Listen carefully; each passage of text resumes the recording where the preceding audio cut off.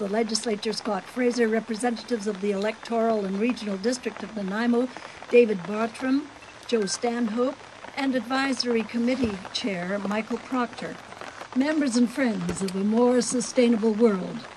When the world decides to rain, we rejoice, because there's so many parts of the world where that is not the case.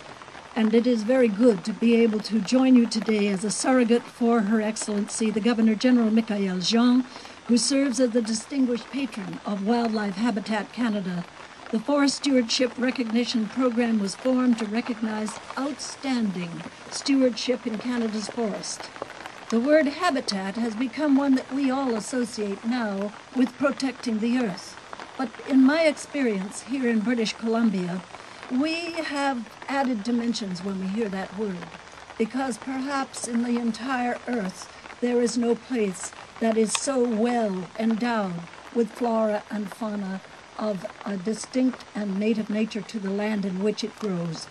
And we are here to honor those who created Wildlife Habitat Canada in 1984, and father and son Warren and Bruce Cook, who have applied the principles of conservation and responsible stewardship to their family's 86-hectare business here in Bowser, British Columbia, or perhaps Deep Bay, to be a little bit more correct.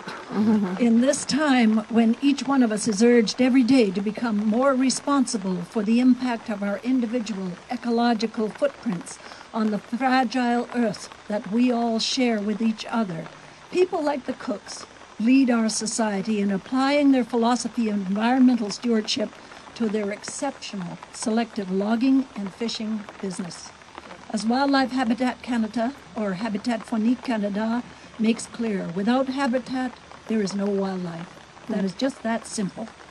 Or sans habitat, il ne peut exister d'espace sauvage. C'est aussi simple que cela. We are increasingly aware of our collective impact on the earth and the cures for that impact.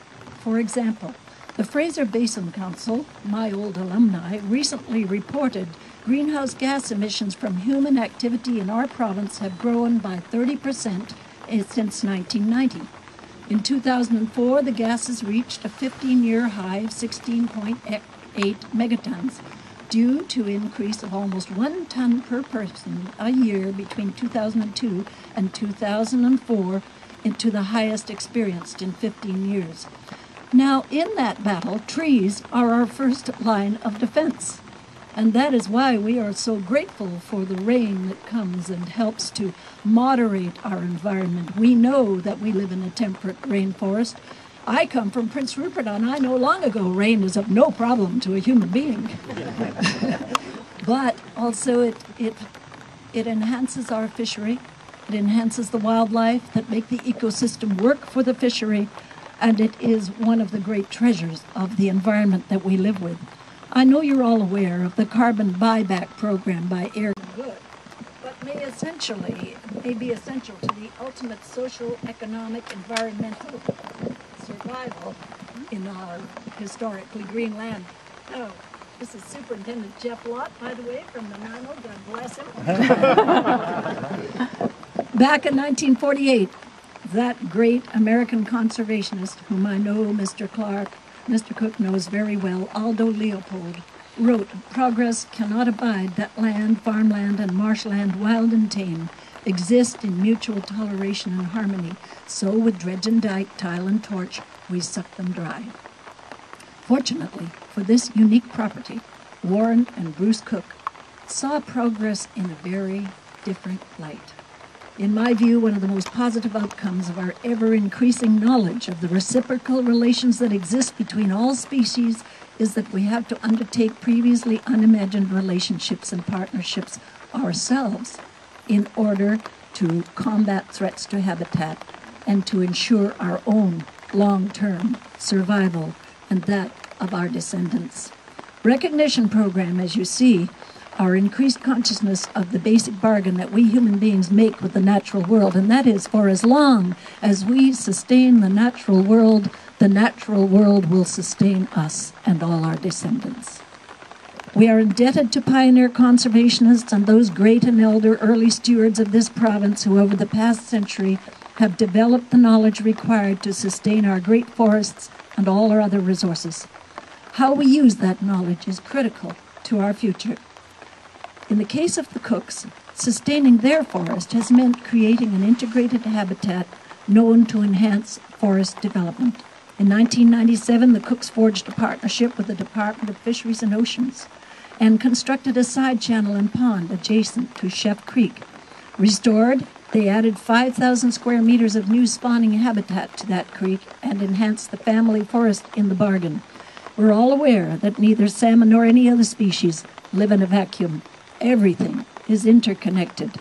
To their carefully constructed and maintained water habitat secure in the shade of a great many big trees, the Cooks soon observed a return of many species complementing the salmon habitat, including various waterfowl and amphibians, with the ever-present and indispensable eagles and other complementary species without which salmon do not thrive. Most of us have seen that fish-rearing habitat can often be distinguished from the air by the density of the green observable from above in the forest that lines the creeks. It is said that the phenomena is the result of bear scat and deposits of salmon remains left behind by other animals supplying nutrients essential to forest growth.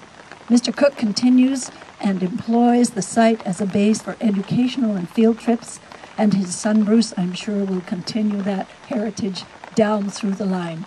And there may be some daughters someday, you never know. This ceremony recognizes and celebrates the work of Warren and Bruce Cook, who are proud exemplars of living in harmony with their own habitat, with a proud and profound understanding of all the elements required to sustain the natural habitat. The Cooks have operated this 86-hectare property through the years using stewardship principles that have proven their importance over time. Now, Mr. Warren and Mr. Bruce Cook, in the name of all Canadians and on behalf of Her Excellency the Governor-General, as well as in the name of the Crown of British Columbia, I commend you both on behalf of all your fellow citizens and those who are not citizens but members of the ecosystem for your dedication to the preservation of wildlife habitat. We are grateful to you both for having worked so hard to preserve and protect this paradise in which you live. And it will continue to be a beautiful place as long as people accept your ethic of conservation. And I think that we can do